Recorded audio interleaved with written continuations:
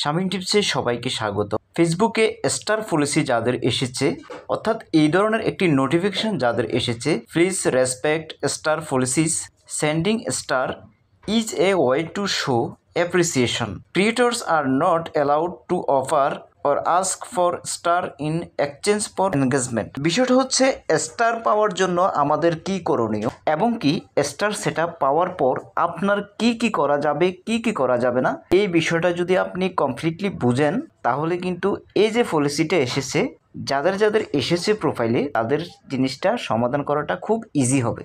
এখন বিষয়টা হচ্ছে এই ধরনের নোটিফিকেশনগুলো আপনাকে ফেসবুক কখন দিবে, কখন আপনার প্রোফাইলে স্টার মনিটাইজেশন ক্যান্সেল হয়ে যাবে, কিভাবে আপনি এই জিনিসটা সমাধান করবেন প্রপারলি। অনেক তো ভিডিও দেখেছেন, সঠিক নিয়মে এই জিনিসটা কিভাবে সমাধান করবেন সেই বিষয়টা আজকের এই ভিডিওতে ডিটেলস ধারণা দিব। দেখুন, ভিডিওটা একটু টানবেন না, পুরো ভিডিওটা সুন্দরভাবে ধৈর্য ধরে দেখার চেষ্টা করুন, যেহেতু সমস্যাটা এসেছে সমাধান করাটাই একমাত্র লক্ষ্য। এই যে রেসপেক্ট স্টার পলিসি, স্টার একটা পলিসি রয়েছে, যেই পলিসিটাকে রেসপেক্ট করতে বলেছে ফেসবুক, অর্থাৎ ফেসবুক হয়তো আইডেন্টিফাই করেছে যে ফেসবুকের যে স্টারের পলিসিটা আছে, আপনি সেই পলিসিটা ভায়োলেট করেছেন কোনোভাবে। যেমন পলিসির মধ্যে এরকম আছে যে স্টার পাওয়ার জন্য কি করণীয়, স্টার সেটআপ পেতে হলে 1 মাসের মধ্যে আপনাকে 500টা ফলোয়ার অর্জন করতে হবে, এলিজিবল কান্ট্রি হতে হবে।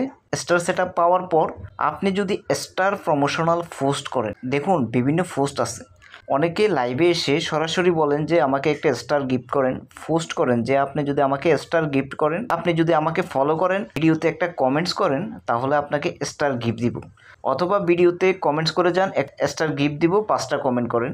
এই যে স্টার পাওয়ার জন্য আপনি কি করলেন, এই যে কমেন্টস করলেন অথবা বিভিন্ন উপায়ে আপনি স্টার পাওয়ার জন্য যে চেষ্টা করতেছেন, যেটা ফেসবুকের মারাত্মক একটা স্প্যামিংয়ের পর্যায়ে পড়ে, তখনই ফেসবুক আপনাকে সতর্কতামূলক এই ধরনের নোটিফিকেশনগুলো দিবে।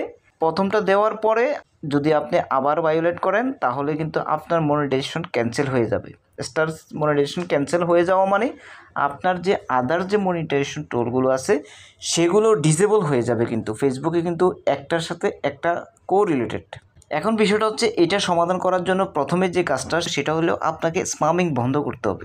স্প্যামিং বলতে এটাই বোঝাচ্ছি, আপনার প্রোফাইলে গিয়ে সেম কমেন্টস করা যাবে না। কমেন্টস করতে পারেন, গঠনমূলক কমেন্টস করবেন এবং রিলেটেড কমেন্টস করবেন, কোনো প্রমোশনাল কমেন্টস করবেন না, স্টার গিফট চাবেন না এবং স্টার প্রমোশনাল পোস্ট না দেওয়ার চেষ্টা করবেন যে আমাকে একটা স্টার গিফট করেন আমার চ্যালেঞ্জ কমপ্লিট করার জন্য। এই ধরনের স্টার প্রমোশনাল পোস্টগুলো থেকে বিরত থাকবেন এবং কি যে পোস্টে আপনার সমস্যাটা এসেছে আপনার মনে হয়েছে, ওই পোস্টগুলোকে আইডেন্টিফাই করে আপনি কিন্তু প্রথমে সেগুলোকে ডিলিট করে দেবেন। ডিলিট করার পর প্রথম কাজ হবে আপনাকে কন্টিনিউয়াসলি কয়েকটা দিন লাইভ করা। সঠিকভাবে লাইভ করলে, লাইভ হচ্ছে ফেসবুক পেজের সমস্যা সমাধানের মূল কেন্দ্রবিন্দু।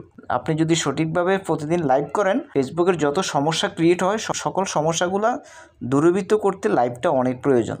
তাই লাইভ করতে হবে এবং কি কন্টেন্ট ডিলিট করে দিতে হবে এবং কি স্প্যামিং করাটা বন্ধ করতে হবে। এই 3টা কাজ আপনাকে ধারাবাহিকভাবে করতে হবে। করার পরে আপনি একটা রিপোর্ট করতে হবে ফেসবুকের কাছে যে আমি এইভাবে কাজ করতেছি, আমার এখানে পলিসি ইস্যু এসেছে, এটা সমাধান আমি চাচ্ছি বা আমি আর এই ভুলটা করব না, এভাবে একটা রিপোর্ট করতে হবে। তো রিপোর্টটা কিভাবে করবেন সেই জিনিসটা আপনাকে দেখিয়ে দিচ্ছি। ভিডিওর এই পর্যায়ে এসে আপনার কাছে একটি রিকোয়েস্ট থাকবে, চ্যানেলে যদি নতুন এসে থাকেন চ্যানেলটিকে একটি সাবস্ক্রাইব করে দিন। আপনার একটি সাবস্ক্রাইবে কিন্তু ভিডিও ধারণ করার জন্য, এই ধরনের সমস্যামূলক আরও ভিডিও ধারণ করার জন্য কিন্তু উৎসাহ বোধ করব। প্রথমত হচ্ছে আপনার যে সমস্যাটা এসেছে নোটিফিকেশনটা, সেটার একটা স্ক্রিনশট আপনি নিয়ে নেবেন।